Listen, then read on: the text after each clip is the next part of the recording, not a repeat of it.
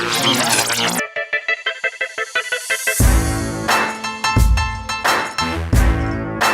listening to PDR Tool Talk, all about PDR stories, tools, and techniques. For the thousands in attendance, ladies and gentlemen, let's get ready to rumble!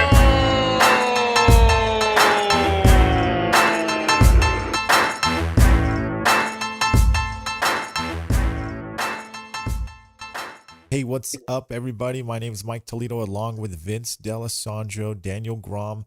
John Hiley is not here. He is out and about somehow. We are recording on a Friday night. Anyhow, how you guys been? This is a little bit after the show Anson's open house, the EV thing class, which we're going to get to. I'm going to interview you guys a little bit about that. I'm back from Mega Media event and all that awesome stuff that went on. So we touched base on that a little bit last week, but we're here to get your opinion about the EV class, the power down, what TDN tools. Kevin Andrews taught it. So how you guys doing though? Doing great, Mike. How you doing? Awesome. Doing good. Doing really good. You doing good? You know what? Going to these events, it's always a little power boost, I think. And if guys haven't been to something like this, you need to get yourself to one of these events and get reconnected. I see guys posting, hey, how do I get onto a hailstorm?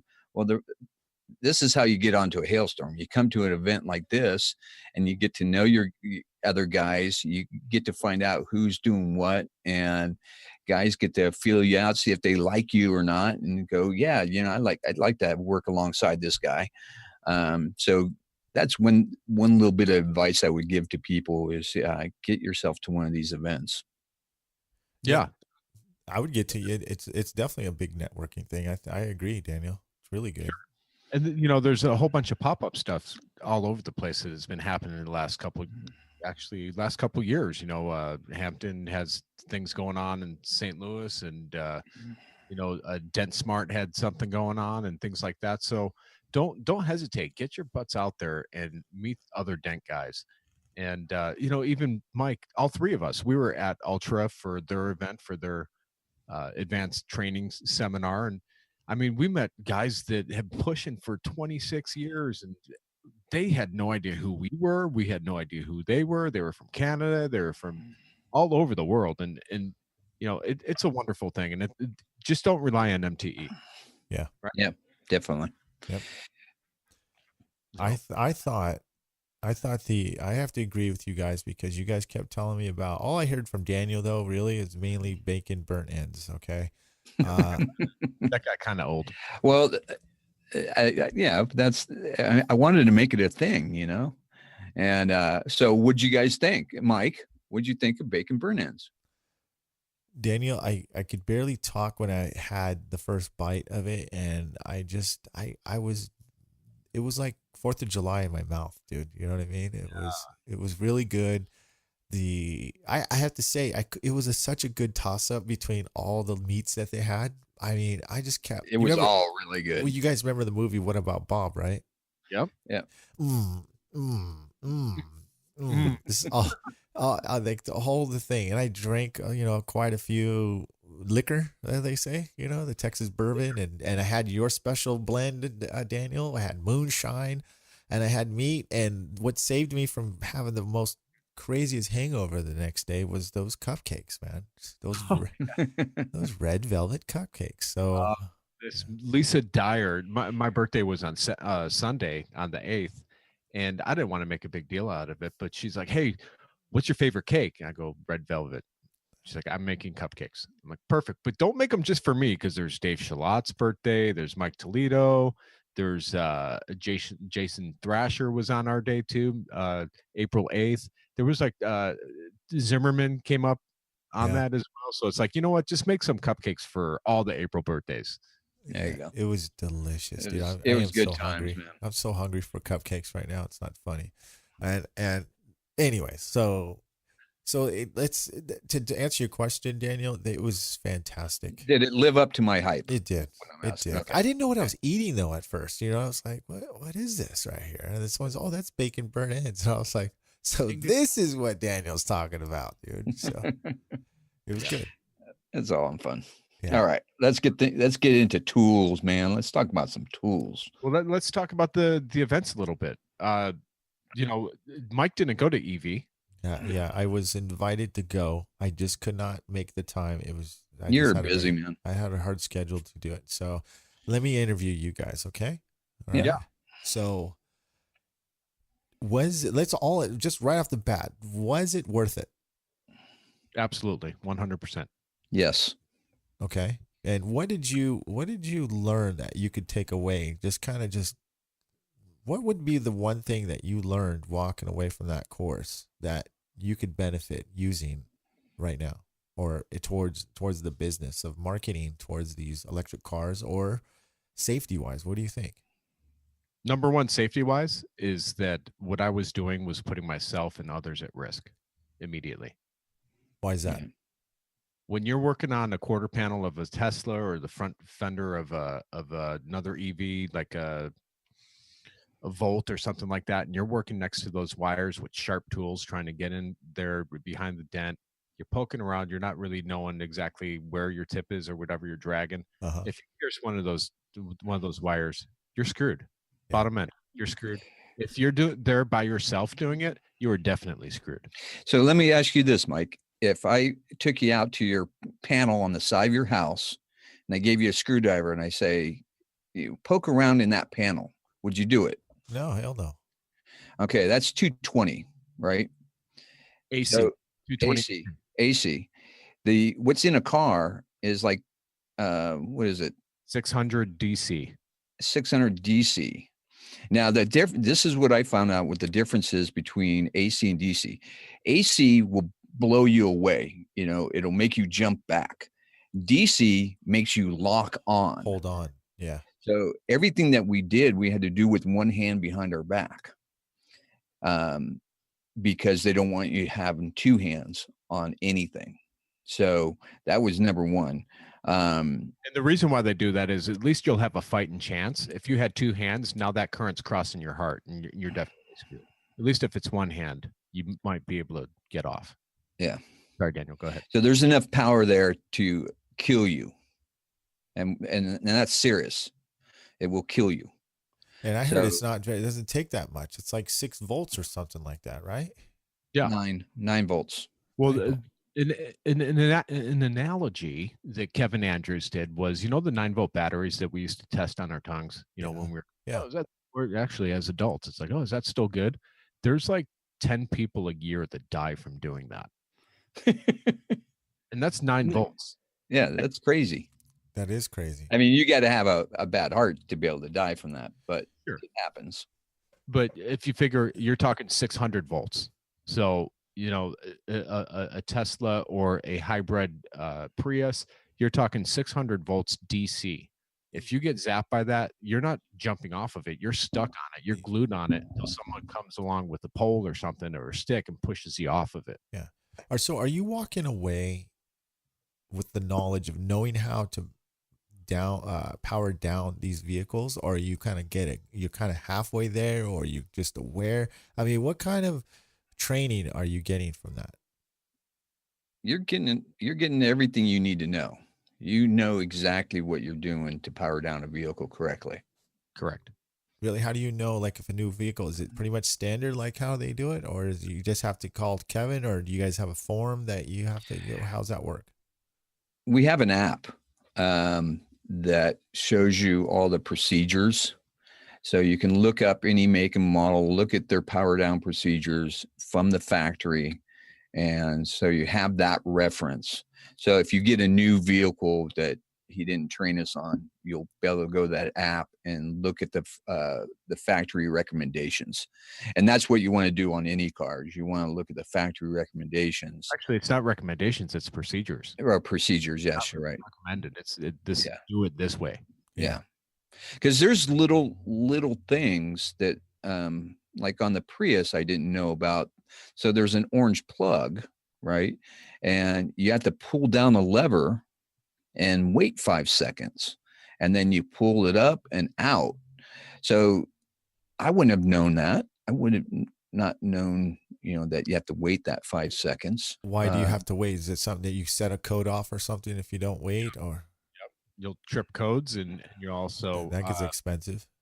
one of them is actually for the CPU, or not the CPU, the brains of it. It actually shuts down after 5 seconds, and then you're able to lift it up and take it out. Now, here's the thing that I want all our listeners to do.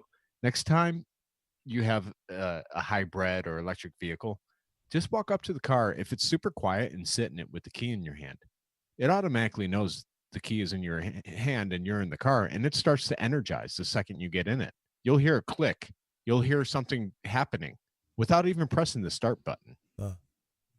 Interesting. He told us a good story of an article. There was a mechanic up in Canada, had the car up in the air, had the oil drained, right?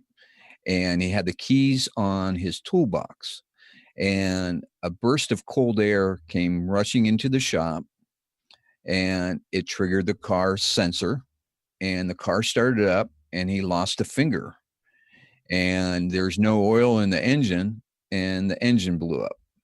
That's a bad day. Yeah. And it was all because the correct procedure is having the key 16 feet away. If it's 16 feet away, it won't do that. So right there's a safety tip for you. If you're working on one of these cars, you have to be in the engine compartment, but keep the keys 16 feet away. Yeah. Now, Myke, you've worked on Teslas before, right? What cars? Teslas. Yeah. So you've gotten into Tesla, and the air conditioning's already going, right? That's right. That sucker is way smart, man. Yes. Yeah. Right. Well, the reason why it's going is because there's a proximity to that key, and it's 16 feet. So once you get in within 16 feet of that car, it's kicking on the air conditioning, thinking you're getting in there, and it's starting to cool it down before you even get in there. Yeah. So that car is active before you even. Once you're within 16 feet of it, it's already charged. It's ready to shock the shit out of you, basically. What you're exactly. Yeah. So when you're sitting there working on the rear quarter panel of a Tesla, and you have the key within 16 feet of you, at any point you have the chance of really making yourself a bad day. Yeah. I believe it, dude. I believe it. I'll be honest with you. I have a habit of taking the keys and always put it on the key rack away from it, even on the electric cars, because those Teslas can be nerve wracking too, because it'll turn on, the door will open. Some of the doors will open on the Model X if you get close to it, because it thinks you're going to get in it, So I just put that sucker away so it doesn't. Yeah, I do the same thing, but I measured how far my key thing is. It's not 16 feet. No. So I had to move my keyboard. Yeah. Put it in a lockbox, safe box. Yeah. Yeah. It's a really trippy thing that I learned, because there's 3 levels of hybrid. There's level 1, there's level 2, and level 3. Level 2 and level 3 we already know, which is level 2 is like a hybrid car, literally like a Prius, right? Level 3 is all electric, right? Like a Tesla. Or like my little Kia Soul is all electric EV. I have to plug it in to get it to go. There's no gas in it. So level 1, check this out, Myke. Level 1 is any car that has a push button start. Oh, yeah, really? Yeah. Yeah. So your cars that stop now at a stop light. Yeah, like our Civic and all that. So there's an electric motor that's starting that car back up. It's not a starter. Yeah.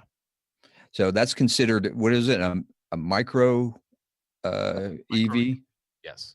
So it's considered a micro EV. Yeah, I was driving like what do you call it? One of those Chrysler vans the other day, and it does that, dude. So, yeah. So that's actually a hybrid vehicle. It's a level 1 hybrid, and that could still kill you. Wow. Well, so how do you besides safety, do you guys see an advantage in marketing to the to that? Absolutely. Well, I haven't figured that out yet, so I'd be interested to see how you think about it, Vince. Well, I happen to live in the land of electric cars down here in Southern California. I got a Tesla service center about 2 miles away from my shop, and as we know, Tesla owners are very passionate about their cars, and they will take their car to people that they think know and respect their cars more than just Joe Blow off the street. Now, there's those that are frugal, and there's those that do their homework and find out, obviously PDR is better than taking it to the body shop, and I'm marketing it that way. I'm certified to shut down your vehicle. I'm certified to perform the procedures that it takes to get the dent out and be able to power down your vehicle without damaging it. Now, the nice thing about the certification is that it's worldwide recognized, and it's for a lifetime. So you only have to do this thing once. And if you're a hail chaser and you're traveling around the world, you're good. You're good on that whole procedure. That's good. I mean, I figure I know I could market it this way. Certain ways. Sure. I'd be honest with you. I'd go straight to Tesla and the I think a lot of people don't realize is that Tesla actually sells used cars too as well. Oh, yeah. And you have to be. I mean, they make you get on their vendor list to get in. You can't just walk in and say that you want to do their cars, but you have to talk to them. And I think that'd be a big advantage if you are EV certified and you let them know. Then that means that you know a lot about their cars that possibly more than those sales guys or those people know about their own cars. So Sure. And I think that's one of the main things is these sales guys that are selling the cars, the Priuses and stuff like that, they don't even know what they're selling. They're Yeah. just thinking they're selling another car. I was driving down the 55 freeway the other day, and I saw this Tesla that got hit, and he was sitting there in the car waiting for someone to come. And I'm thinking, oh, that's dumb. Why doesn't he get out of that car? I'm in an electric car. Lithium batteries explode and they burn for days. First thing I would do is run from that car if I get into a collision, But it's actually one of the worst things you could do because I'm sure he still had the key on there. And the key is the first thing. Get that key 16 feet away. If you see someone in an EV car in an accident, have them toss you your keys and throw it in. Chuck that thing like a grenade. Chuck it away. That's crazy. That's crazy. So, all right, cool. So it was worth it. That's the summary I want to say. Was it worth it going to this EV class? $850 to work on a whole bunch of more electric cars and prove that I know what I'm doing and saying and have proof to back it up. Absolutely. Ah, good. All right. Yep, me too. Yeah, I totally 100% agree. I mean, one, you're not going to damage a car for what you learn. And two, you're not going to hurt yourself, and that's worth it. The bonus is your marketing and stuff, and hopefully, yeah, it'll pay off in the long run, which I'm sure it will. Now, listen, Myke, you're not shutting down a car to do a door ding on an electric car. Yeah, I get that. You're not going to shut it down to work on the hood. You're not going to shut it down to work on a front fender that doesn't have any wires in there. But you are going to shut it down if you're working on a rear quarter panel, or you might shut it down for a hood if you have tools. Or if you're not sure, you might have that intuition, right? That you may be stepping over the line a little bit here. So yeah, and it's the liability too. If someone walks up and gets killed while you're working on that car with that car still energized, you're liable for that. I'm going to be devil's advocate here. I mean, I'm a guy that's like, this is bull crap. This is just another way for us to, go to a class. We're not going to be able to market it. We're not, you guys are just trying to be, promote this crap and, yada, yada. What can you say to those guys? I mean, what's your opinion on that? I got a good example of that. So remember that video I made on YouTube about me powering down that Tesla to take out the tail light. Yeah. So the tail light, and on a Tesla Model S, the charging port is hidden into the taillight. So I had to remove that to get to the dent. So my intuition told me, hey, I should really do this right. So I called my local body shop who's Tesla certified. I talked to the tech, and he gave me the power down procedure. But he left out one important, vital detail, And that was, okay, I did the power down procedure like he told me, and that car is still holding a charge for up to 10 minutes. I didn't know that. I don't really remember how fast I did the power down procedure and started working on the car. I don't recall if I did it immediately or if I, got interrupted doing an estimate or something like that. Yeah. But there was still power on that car. And I could have hurt myself, could have killed myself. Yeah, I agree. I have to agree with the same thing, Daniel. I think you're asking for it if you're trying to be ignorant and not really at least making an effort to know more about these electric cars and how dangerous they could be, because that happened almost to me too. So I went to an car audio place. They had the car taken apart for me, but they didn't know I was coming earlier. So I came and I just started looking. I saw the dent on the left quarter panel where the port is at. And I started sticking my tool down there, and the guy just freaked out. Oh, no, don't do that. And he stopped me. He scared the crap out of me. I looked over and I was like, what? He's like, don't stick your tool in there, man. That's not powered down. Let me power that down first. And he said, Myke, if you would have stuck your tool right there and just made a little contact with that, I would have ended up just as you guys were talking earlier. So, Yeah. Well, and it'll arc as well, potentially, to your tool. Oh yeah. Yeah. I think it would have. And here's the thing too, these are DC. So there's a bunch of safety tools that they had there that we need to buy. One of them is this big plastic hook. So if someone does get shocked, you can't go up to that guy and grab him and pull him off, or go up and tackle him. Yeah, you'll get nailed. You'll get locked on. The circuit, you'll just be connecting the circuit to you. So having some safety equipment, like they had us put a shield over the, do not drive thing over the steering wheel. They had you rope it off. They had electric, were the gloves rated? The gloves are rated to 1,000 volts. So they're specialty gloves. You just can't wear any rubber glove, and a rubber mat that's rated for 1,000 volts. Yeah.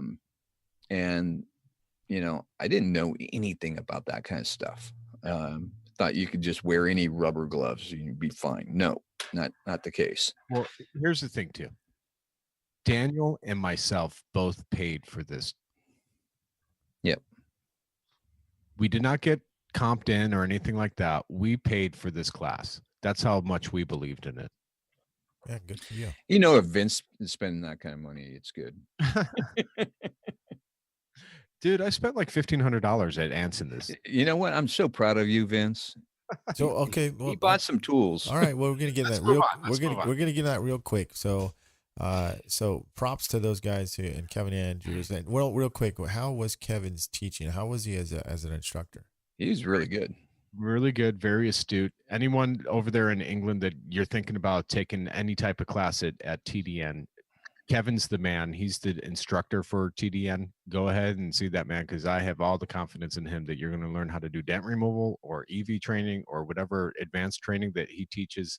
He is very, very in tune to everything going on. Good deal. And they'll have more classes over here in the future.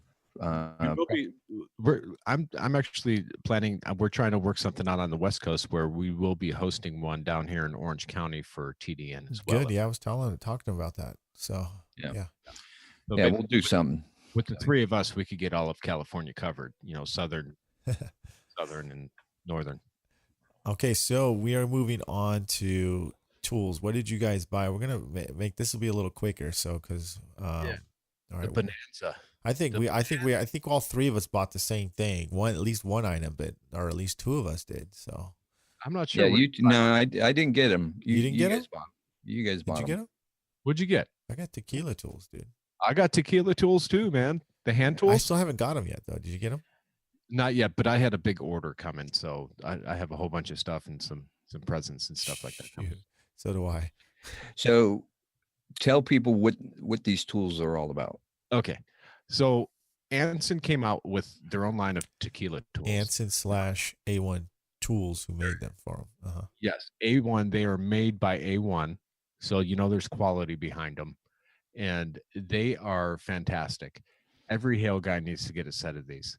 The way that they're curved, they will drive right down through the hoods, through the glue, and get all the way to the front of the hoods with the tools. The bend. And what do you like? What's your criteria for a tool, Vinny? What is the main thing that it's got to have? Otherwise, it's not going to pass the Vinny inspection. What is no it? flex? No flex. Absolutely It's no a flex. stiff. It It's is stiff. stiff, dude. Stiff, And these- sharp tip. and yeah, and Not too sharp though. It's not too sharp. It's perfect sharp, dude. yeah, and these they've spent thousands and thousands and thousands and thousands of dollars developing these tools. Now these Yeah, because we got the first prototypes, and they're quite a bit different. Way different, dude. Yeah. And they're stainless, right? So they're not going to rust. That's what I heard. The hand tools are stainless, but the rods are high carbon. So there's no flex in the rods. So you got both sets? You got like rods too? Because I just got the stainless, the hand tool ones. No, I did not go with the rods because I don't do hail full time. Yeah. But I'll tell you, if any new hail tech, if you're looking for just rods and hand tools, that's the way to go. The rods themselves, they were actually, it's an old design, and it's a design that Craig Dyer from Anson is come up with again, and his name is. They're based off of Tom Burkhauser, and some people might know that name. He's an old PDR tech, and that's the design of the rods is from Tom Burkhauser. Daniel, you know the guy? Have you heard of the name? No, I don't. Yeah. They're kind of, I mean, the best way to describe them, the rods, they're kind of close to a Mark Zirkus style. Yeah. But that's where Mark Zirkus style came from, was the tools. Right. That's why I'm kind of connecting now. Yeah, connecting the dots there. But they are a little bit different than the Mark Zirkus, at least the ones I have. Well, I think the Mark Zirkus are more for doors, right? Door dinging, stuff like that. They're a little bit thinner. But the handles on the tequila set I really like. They're a round handle, but they're not perfectly round. They're more like egg shaped or oblong you mean shaped. like a closed loop, oval shape, right? That's what you mean? No, they're like a tube, a T tube. The handles are a T handle. You're talking about the rod. You're talking about the rod. rods. Yeah. Yeah, I'm talking about the rods. And the handles they're not round. I thought you were talking about the hand tools. So sorry. No, they're kind of oblong shaped, and they fit in your hand really nice. Well, what I really like about the hand tool was that the curve. Obviously, it's got a curve to it. Vince, it really is super strong, and it's not too sharp, and it's gonna. I call it the aluminum panel killer, dude. I mean it's gonna just because it's got a long kick on it, and some of these aluminum hoods, you get under the brace and they open up to a big opening, and this is the only tool that's really going to work. And I mean, honestly, you can use it as a push tool if you had to. Yeah. That's how strong they are. Well, that's the thing. Go ahead, Mike. No, go ahead. Well, like you just touched on it, Daniel. When you're dealing with a lot of even my Blem or my Dentcraft, the throw on it just always seems to be too short. So You're right. You know what I mean? You spin over, yeah. You got through the brace and then you spin. These are just probably like an 1/8 to a 1/4 inch longer that you won't have that spin. And because of the curve, you're not going to get a snail trail when you drive it right through a brace. You're going to be able to drive it through the brace with the curve, and then be able to twist and drive and work that dent out without causing snail trails and having that longer throw to get to it. Do any of you guys have the gray tools? Because I've had the Don Gray. I have the new Ultra ones that are kind of like Don Gray version, the newer version of his version. So I do not. You do not. I got one. I got the new. It's a 1/4 inch round, and it's about maybe 18, no, maybe 15 inches long. And then you can change the handle to an inline handle or a Yeah, T yeah, handle. yeah. And I freaking love that tool. Love it. I do too. I think the advantage is that you can slide it back and forth and use one side or the other. But Yep. I played with those tequila tools a lot when I was there, and I really do I don't mind the left and right hand because you don't have there's no adjustments. You know what I mean? You don't have to sit there and fiddle with it. You know, you just grab it and use it. So, but anyways, moving on. Anything else that you guys picked up that was interesting? Because we need to wrap this up. Sorry, guys. Sorry. Well, there's some new glue there. Yeah. Oh, what glue was that, dude? Well, I introduced my first Moto PDR glue. So it's a glue that I've been working with Craig for quite a while, doing a lot of testing, used a lot of his feedback on.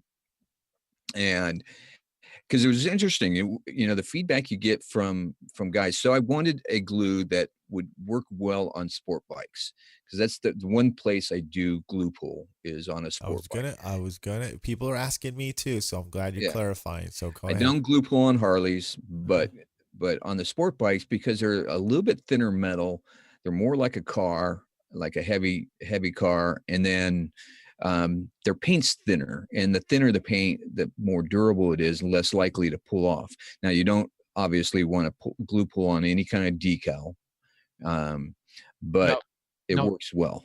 Daniel, you do realize there are listeners out there that glue pull on Harleys. I know we don't, and I never would. Well, you can glue pull all you want. You're just taking that risk. Exactly. Yeah, You know. I agree. Because once you pull paint on or clear coat on the Harley, you're gonna think twice before you do it again, or you're gonna let the customer know that you're gonna possibly pull the clear. But I can pull out a dent out of a Harley. I can mount it and do a conventional repair faster than I can glue pull. Yeah, all day long. You know what the funny thing is, Daniel? I had 3 people in the last 4 days ask me about that glue. Same Who here. made that hog glue? Yeah. Who's making that hog glue? Is it Daniel or is it Anson? You know, like they don't trust you or something, but they trust Anson. Yeah. Anson. Well, it was definitely a collaboration. I had to rely on Craig, because Craig's the expert, to be honest with you. Total expert. And I told him what I liked. The problem is he's like, well, these, if you want guys to think about, hey, if it works good on a tank, it'll work great on rails. And I go, yeah, because that's the bigger market, right? And so you have to curve things to their needs. And what I found out is what they want a fast setting up glue. Yeah. Well, if you want a glue that works well on bigger tabs, you want a slower setup glue for bigger tabs. Gabby, be quiet. Go ahead. They didn't hear me. We heard that. They didn't hear me though. So the finding that fine line, and then these guys complain about it being stringy. That was another thing that kind of came up. I couldn't get around that, but when you're glue pulling on a tank, you want a little bit more elasticity in that glue, and where it's giving you a little bit more, almost like suction, like feel to it. Yeah. If you've ever worked, I don't know if you've ever used that Rhino glue. Yeah, I've been using that. it. That's got a lot of flexibility in it. Yeah. And it works extremely well on the big tabs, but you have to let it set up for a long time. And these hail guys don't like that. So Daniel, our friend of the show, Luke Price, he actually did a little review on your glue today. Yeah, I asked him to. Yeah. So, and seemed he liked it. Yeah, he gave me great feedback. He told me exactly what I kind of already knew, but it's always good to have it reinforced and fed back to you that they're finding the same results.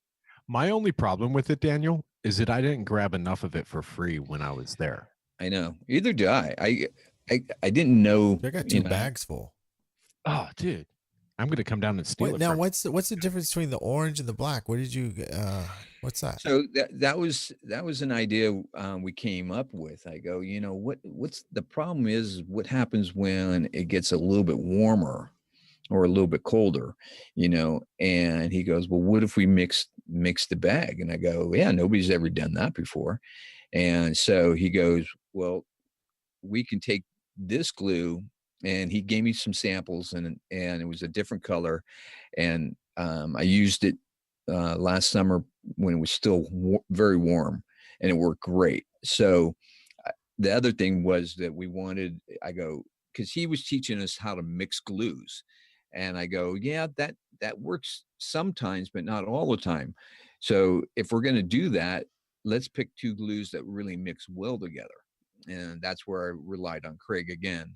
And we came up with two glues that mix really well together. The black is for higher humidity, warmer weather. But if you want to mix the two, they mix great and pull great. So if you're getting into that medium temperature, then mix it, basically. Okay, cool. All right, so Yeah. we are we don't have a lot of time to keep talking about all the tools that we saw there, but we got any tech tips? Tech tips. Well, I will do a little shout out. I have a lot of people asking about the doodah, and when this drops on Tuesday, you should all have an email. The guys that are on the waiting list for the doodah, and if you're not on the waiting list, I only have a handful. So jump on the site magnatechmat.com and get them, because I think I only have about 10 or 12. I haven't even opened the box yet. I was too busy today. Wow, cool. Once they're gone, and I don't know when I will be getting any more. We won't get into it now because we don't have enough time, but remind me to talk about that tool. I used it last week. It was awesome. So The doodah? yeah, more than what you normally would use. I'm not sure. I'm sure you know how to use it, Vince, but I really was surprised on it. It worked really good. So Well, John and Myke, they're going to be taking a little bit of a break. They have a ton of work to do with the Mega Media, which was highly successful. I'm sure if you guys listened to the last episode, you heard all about it. John was going into detail about a lot of that stuff. But yeah, so John and Myke, you're going to be out for a little bit, and myself and Daniel, we're going to take over. We're going to have a couple guest speakers come in and join us, and keep you all entertained for the next few episodes. And do you guys have anything else you want to add? well, we're gonna talk about. At least I'm gonna probably interview Lou sometime early next week or so, and then you guys will hear what he's got to say. And actually, I'm gonna put the link anyways down on the bottom. So if you're listening to this, there's a GoFundMe account for this person named Paul. I apologize, I don't remember his last name. What? Paul Compton. Paul Compton. Yes.